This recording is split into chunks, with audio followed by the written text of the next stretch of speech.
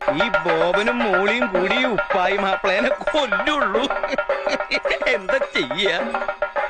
ഈ ചെണ്ടക്കാണെങ്കിൽ ഒരു ശബ്ദവും ഇല്ല. ഈ കമ്പ്യൂട്ടറിൽ കരണം തന്നെ.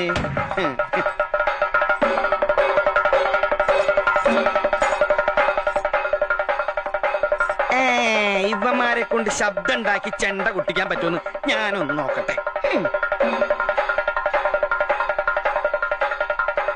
ഒന്ന് ശബ്ദം ഉണ്ടാക്കി കൊട്ടറ. ചെണ്ടയ്ക്ക് വേദനിക്കൊന്നുമില്ല. കാച്ച എന്നിട്ടല്ലേ? അല്ല, തിരുമേനി പറഞ്ഞില്ലേ? ഞാൻ അവിടെ വരെ എത്തിയിട്ടില്ല. ബോബനും മോളിയും കൂടി ഉപ്പായി മാപ്പിളയിട്ട് ഓടിക്ക. ബാക്കി ഞാൻ വായിച്ചിട്ട് പറയാം. തമാശ എഴുതുന്നവരുടെ വീടിയൊന്നുമില്ല. അയ്യോ തിരുമേനി,